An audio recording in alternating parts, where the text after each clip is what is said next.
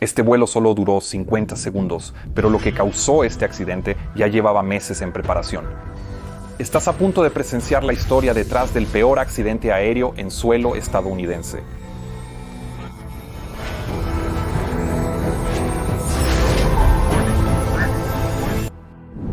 El accidente del vuelo 191 de American Airlines ocurrió el 25 de mayo de 1979, pero la historia de lo que llevó al accidente en realidad comenzó casi 4 años antes. El 30 de mayo de 1975, McDonnell Douglas emitió un boletín de servicio para el reemplazo de algunos cojinetes esféricos dentro del pilar del motor trasero en los motores montados en el ala. Ahora, el DC-10 que se utilizó en el accidente tenía 3 motores, uno debajo de cada ala y uno en la parte trasera. Y los pilares del motor, esa es la parte que conecta el motor con el ala. La forma en que lo hace es con 2 puntos de conexión, uno en el mamparo delantero del pilar, que está conectado a través de 2 cojinetes esféricos, y luego hay uno más pequeño en el mamparo trasero del pilar. Este primer boletín de servicio tenía como objetivo reemplazar el cojinete dentro del punto de fijación trasero en el pilar, pero solo un par de meses después salió otro boletín de servicio con información similar. Estos boletines no eran críticos en términos de tiempo, lo que dejaba a las aerolíneas tomar la decisión de cuándo implementar estos cambios. Ahora, retirar el motor y el pilar del ala es una gran tarea de mantenimiento, y American Airlines decidió que iban a implementar estos boletines de servicio cuando estuvieran realizando las revisiones regulares del DC-10. El fabricante de la aeronave, McDonnell Douglas, dio orientación sobre cómo retirar el motor y el pilar del ala, y la forma en que se suponía que debía hacerse indicaba que lo primero que necesitabas hacer era quitar el motor del pilar, y luego, una vez que se quitaba el motor, podrías bajar el pilar del ala. Por lo tanto, tenía que hacerse en 2 pasos por separado. Los 3 mayores operadores de DC-10 en Estados Unidos en ese momento, que eran American Airlines, Continental y United, revisaron este procedimiento y pensaron que era un poco innecesario. ¿Por qué no intentamos quitar tanto el motor como el pilar como una sola unidad? De esta manera, podrían ahorrar hasta 200 horas de trabajo del personal de mantenimiento, pero crucialmente también podrían reducir el número de desconexión de cables eléctricos e hidráulicos de 79 a 27. Y eso era en realidad un beneficio para la seguridad, porque cuantas menos conexiones tengas que volver a conectar y revisar después, menor es la posibilidad de que alguien cometa un error o que algo no quede conectado correctamente. La forma en que American Airlines y Continental propusieron que iban a hacer esto implicaba poner el motor soportado por una cuna de carga. Estas son las cunas que se utilizan para mover motores, y luego iban a usar una carretilla elevadora industrial para soportar el peso tanto del motor como del pilón mientras se estaban uniendo desde el ala, y una vez que esto se hacía, toda la unidad podría moverse a un lado y se podría realizar el mantenimiento. United Airlines decidió que iban a hacer esto de manera un poco diferente, usarían una grúa aérea en su lugar, pero la idea era esencialmente la misma. Cuando American Airlines y Continental, que iban a usar el método de la carretilla elevadora, llevaron esto a la atención del fabricante de aviones McDonnell Douglas, los representantes de McDonnell Douglas echaron un vistazo al procedimiento y dijeron que realmente no podemos respaldar este procedimiento porque podemos ver que hay posibles problemas con la distancia de seguridad entre los componentes dentro del pilón y los puntos de anclaje en el ala, pero también dijeron que realmente no podemos estipular lo que ustedes, los clientes y los operadores del DC-10 van a hacer. Eso depende de su departamento de mantenimiento.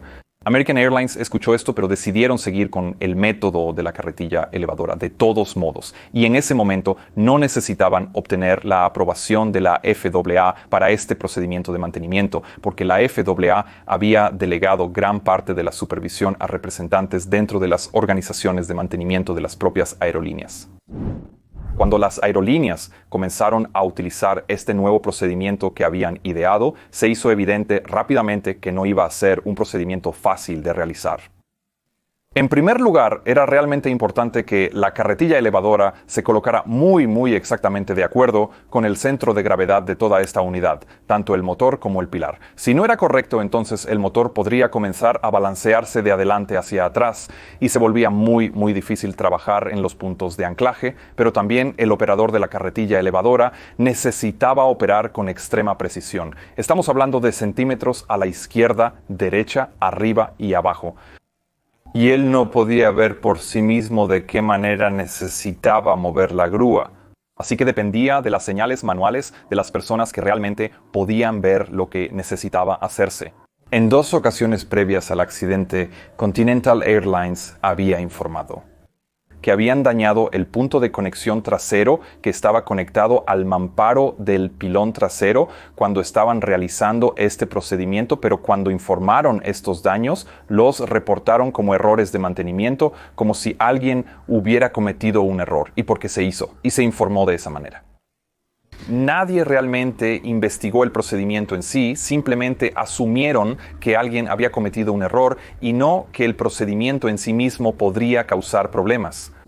Entre el 29 y el 31 de marzo de 1979, el avión accidentado fue llevado a las instalaciones de mantenimiento en Tulsa, Oklahoma, para realizar esta remoción del motor y del pilón. Desde el principio hubo algunos problemas durante este trabajo. Así que el turno de noche comenzó a trabajar en la eliminación de los puntos de unión en la parte delantera y la pared divisoria del pilón, pero simplemente no podían soltar las conexiones. Por tanto, en vez de hacerlo de la manera que se suponía que debía hacerse el orden de trabajo, desconectando primero el punto de unión delantero y luego el trasero, decidieron que iban a desenganchar primero el punto de unión trasero. Cuando hicieron eso, crearon un punto de pivote alrededor del enganche delantero, por lo que dependiendo de cómo se moviera la carretilla elevadora hacia arriba y hacia abajo, el punto de unión trasero podría entrar en contacto con el ala. Después de que se desconectó el punto de unión trasero, el turno de la noche se fue y el turno del día se hizo cargo, y cuando llegaron notaron que el punto de unión trasero estaba realmente en contacto con el ala, y esto indicaría que el motor debió haberse movido verticalmente alrededor de 15 centímetros. A medida que continuaban con el trabajo, se dieron cuenta de que aún no podían desenganchar el punto de unión delantero en el pilar, y eso se debía a que el motor estaba ligeramente desalineado. Entonces empezaron a mover levemente la carretilla elevadora para alinear el motor. Y mientras estaban en el proceso de hacerlo, la carretilla elevadora se quedó sin combustible, por lo que dejó de funcionar. Esto significaba que ahora estaba sosteniendo todo el peso del motor y el pilar, pero sin el motor en funcionamiento. No sabemos exactamente cuándo ocurrió, pero sí sabemos que en algún momento durante este procedimiento el pilar trasero fue empujado hacia las cuchillas de unión del ala, y esto causó una fractura por estrés en el borde delantero del punto de unión del mamparo trasero. Esto no se detectó durante la revisión posterior después de que se terminó el trabajo. El pilar fue reensamblado junto con el motor en el ala y el avión fue enviado nuevamente al servicio. Durante los 2 meses siguientes, el avión operó normalmente en la línea y fue sometido a los tipos de estrés que la operación diaria trae al avión: despegues, aterrizajes con uso de reversibles, etc. Estrés que normalmente el pilar no tiene ningún problema en aguantar. Pero debido a que esta parte ahora tenía una pequeña fractura por estrés, es probable que esta fractura se hiciera cada vez más grande con cada día que pasaba. El 25 de mayo de 1979, este DC-10 de ahora 7 años estaba programado para el vuelo 191 de American Airlines, que era un servicio de pasajeros programado desde el Aeropuerto Internacional O'Hare de Chicago hacia Los Ángeles. En este momento, las aerolíneas preferían el DC-10 para estas rutas domésticas de mucha demanda, debido a su gran capacidad de pasajeros y consumo de combustible relativamente bueno en comparación con el mucho más grande y devorador de combustible Boeing 747. El comandante de este vuelo iba a ser el capitán Walter Lux, de 53 años. Ahora, Walter era un capitán muy experimentado con más de 22,000 horas bajo su cinturón. Había estado volando el DC-10 desde que entró a la flota 8 años antes. Y Walter estaba habilitado en unos 17 tipos de aviones diferentes, incluyendo el DC-6, el DC-7, por supuesto el DC-10 y el Boeing 727 muy experimentado. Walter realmente ni siquiera estaba programado a volar este vuelo. Fue llamado de la reserva para hacerlo. Junto a él estaba el primer oficial senior James Dillard, de 49 años, también muy experimentado con 9.275 horas de vuelo en total, de las cuales 1.080 fueron en el DC-10, y se les unió el ingeniero de vuelo Alfred Udowich, de 59 años, que tenía más de 15.000 horas en total y había sido transferido al DC-10 unos 6 meses antes del accidente. Los pilotos comenzaron a prepararse para el vuelo. El clima en Chicago era hermoso, había cielos despejados y buena visibilidad. Más de 15 millas y algo de viento. El viento venía de los 0,20 grados a 22 nudos, con algunas ráfagas reportadas también, lo cual era ventoso para la época del año, pero nada fuera de lo que se consideraría normal, y definitivamente dentro de las capacidades de control de la aeronave. Revisaron también el registro técnico, pero el registro técnico estaba limpio, no había problemas de mantenimiento con la aeronave. Los pilotos autorizaron a abordar la aeronave. Había 258 pasajeros programados para el vuelo, y junto con los 3 pilotos también había 10 miembros de la tripulación de cabina. Cuando llegó el momento de realizar los cálculos de rendimiento, obtuvieron el peso final de la aeronave, que era de 379.000 libras. Eso es alrededor de 172 toneladas. Y basado en eso, decidieron en una salida con flaps 5 y 5 unidades de ajuste del estabilizador. Y crucialmente, esto va a ser muy importante.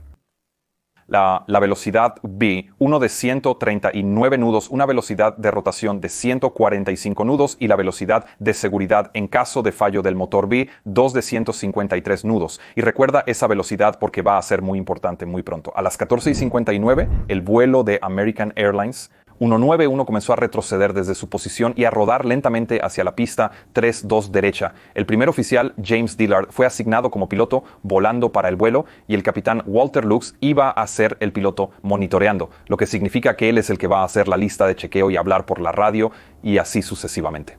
A las 15:02, el vuelo recibió su autorización de despegue de la pista 3-2 derecha, que fue colacionada por la tripulación, y comenzaron a rodar por la pista. El despegue fue completamente normal hasta solo segundos antes de la rotación. En este punto, la presión en el punto de anclaje del mamparo trasero, en el número 1 del motor, en el lado izquierdo, se volvió tan grande que la brida delantera falló, lo que llevó a que el motor iniciara un desprendimiento del ala.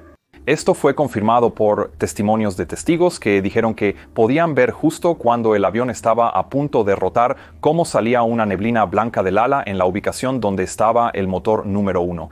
Esta neblina probablemente era fluido hidráulico de los sistemas número 1 y número 3 que estaba siendo expulsado al aire y se vaporizaba mientras el primer oficial James iniciaba la rotación. La conexión trasera del pilón se desprendió completamente. Esto significó que la fuerza total del motor, aún en funcionamiento, forzó un movimiento hacia adelante y hacia arriba del motor que giró alrededor del punto de fijación delantero antes de que se soltara completamente y volara por encima del ala izquierda. Cuando lo hizo, también arrancó con él alrededor de 3 pies del borde delantero del ala izquierda y cortó todas las líneas eléctricas, todas las líneas hidráulicas, mientras desaparecía. Cuando esto sucedió, se registra una última palabra en la grabadora de voz de la cabina y es el primer oficial James Dillard quien exclama «maldición». Después de eso, no hay más grabaciones porque la grabadora de voz de la cabina se alimentaba de la energía eléctrica del motor número 1 que ahora estaba rodando por la pista detrás del avión. Obviamente, esto es un fallo muy grave. Los motores no deberían desprenderse de las alas, pero aún está bien dentro de la capacidad de rendimiento del DC-10. Recuerda que todavía tiene 2 motores en funcionamiento y esto también es algo para lo que el piloto se entrenaría. Somos capaces de manejar el avión incluso con una pérdida e incluso un desprendimiento de uno de los motores.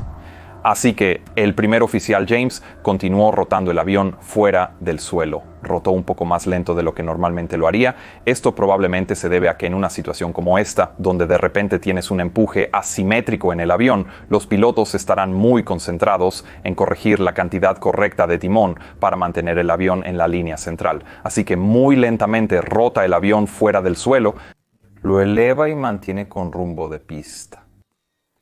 Debido a que rotó un poco más lento, esto significa que ahora está llevando un poco más de velocidad de la que normalmente tendría en esta maniobra. Entonces, mientras sube los primeros cientos de pies, alcanza una velocidad de 172 nudos. Recuerda, la velocidad U2 era de 153 nudos. La forma en que el Flight Director trabaja cuando detecta un fallo del motor dará una indicación a los pilotos para inclinarse para alcanzar la velocidad U2 que habrían establecido antes de la salida, y en este caso eso significa una inclinación de aproximadamente 14 grados hacia arriba del morro.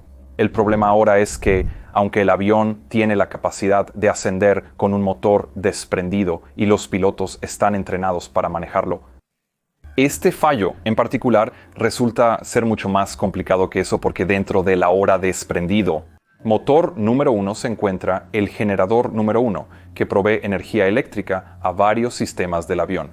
Cuando hay un fallo de energía en el avión, algo llamado interruptor de empate de bus se abre para aislar el sistema defectuoso del resto del sistema eléctrico para protegerlo. Ahora, antes de que ese interruptor de empate de bus pueda ser cerrado manualmente por la tripulación, después de que hayan verificado a través de una lista de chequeo que todo está bien y es seguro hacerlo, algunos de los sistemas van a estar fuera de línea. Ya hemos mencionado uno de ellos, que fue la grabadora de voz de la cabina, pero también incluye sistemas como, por ejemplo, toda la instrumentación del lado del capitán y, crucialmente, tanto el motor de agitación de la cabrilla en el lado del capitán como el indicador de borde de ataque. Por lo tanto, la indicación de las posiciones de los slats de borde de ataque en ambas alas. Y eso es realmente importante debido a lo próximo que está a punto de suceder en este avión, los slats de borde de ataque.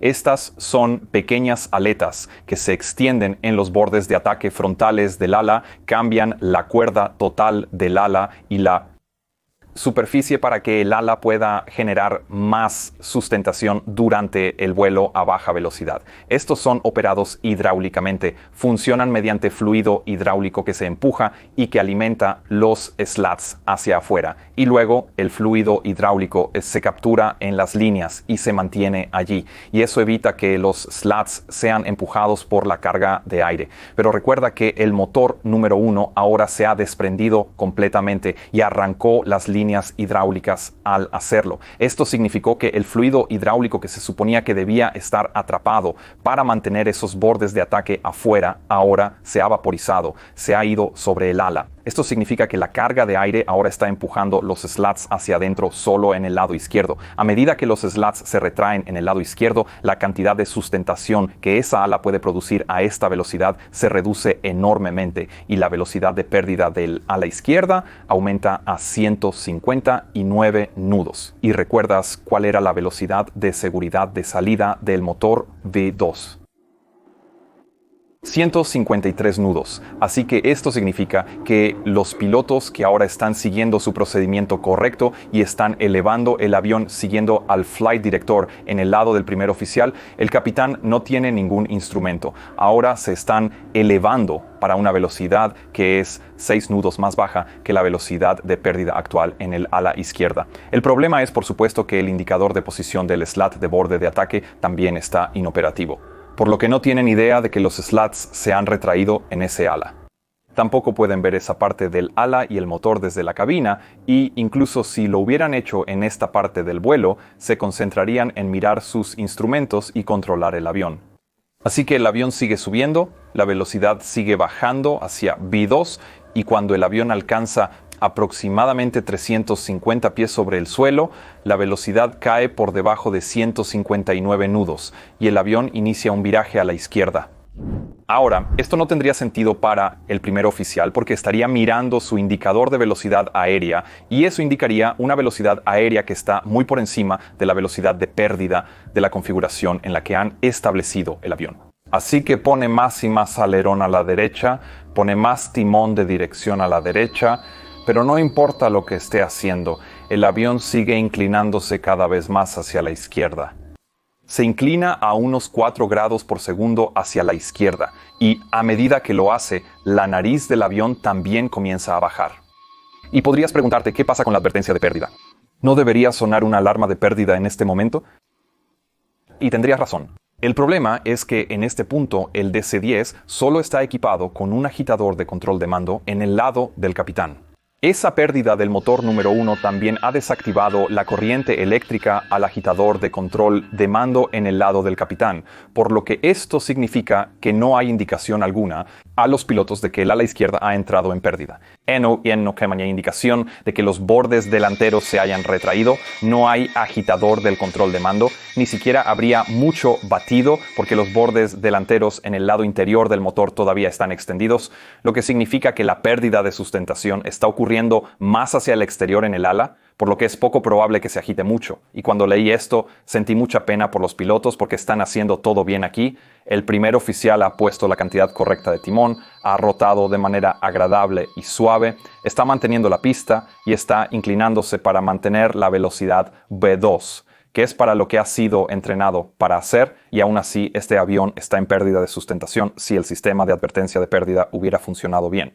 Entonces es muy probable que él, al igual que cualquier otro piloto que escucha una advertencia de pérdida, hubiera empujado la nariz hacia adelante para aumentar la velocidad por encima de la advertencia de pérdida, y eso habría llevado la velocidad por encima de las 159 nudos, donde el ala no estaría en pérdida, y es probable que podrían haber salido de esta situación. Cuando esto se reprodujo en el simulador de vuelo, todas las tripulaciones que recibieron esta advertencia de pérdida de sustentación lograron controlar este avión. Pero esta tripulación no tenía ninguna indicación de que esto es lo que les estaba sucediendo y esto es lo que llevó a este accidente.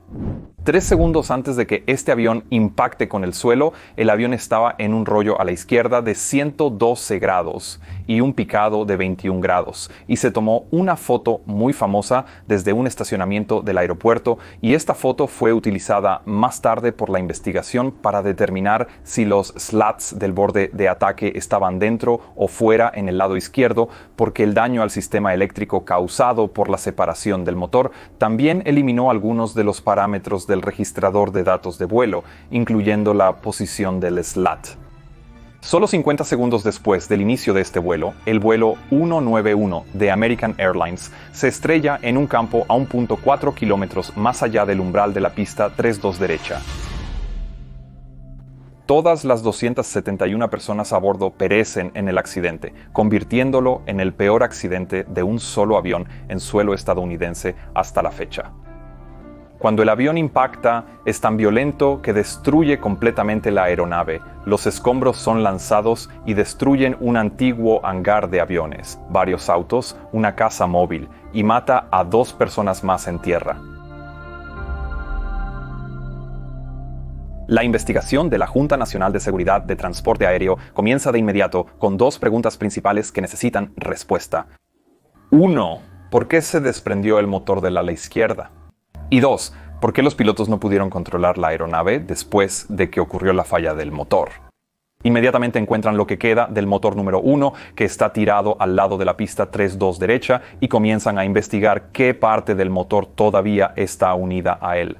Muy rápidamente comienzan a encontrar rastros de este daño en el punto de sujeción trasero del pilón.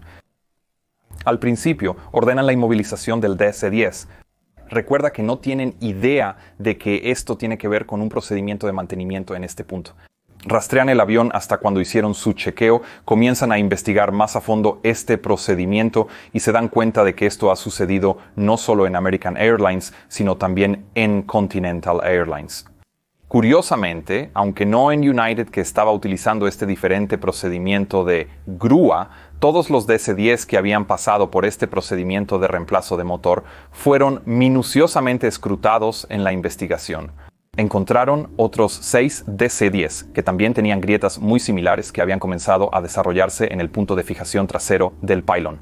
Una vez que se estableció que fue un procedimiento de mantenimiento lo que causó estos daños y no la fabricación, el DC-10 fue devuelto al aire, pero su reputación en este punto estaba para siempre manchada. Esto, junto con un par de accidentes que ocurrieron anteriormente, significaría que el público general nunca realmente recuperó ninguna confianza en este avión cuando se trataba de la forma en que los pilotos habían actuado durante este vuelo, los investigadores utilizaron pruebas de simulador donde dejaron que otras tripulaciones hicieran ese vuelo de nuevo bajo diferentes circunstancias, tanto con y sin advertencia de pérdida. Y esto junto con el registrador de datos de vuelo y lo que habían aprendido del lugar del accidente, demostró que los pilotos habían actuado realmente bien, habían hecho exactamente lo que se esperaba de ellos. Nadie podría haber esperado que hicieran algo más de lo que realmente hicieron. Este fue un accidente absolutamente terrible, pero como siempre hacemos en la industria de la aviación, usamos estos accidentes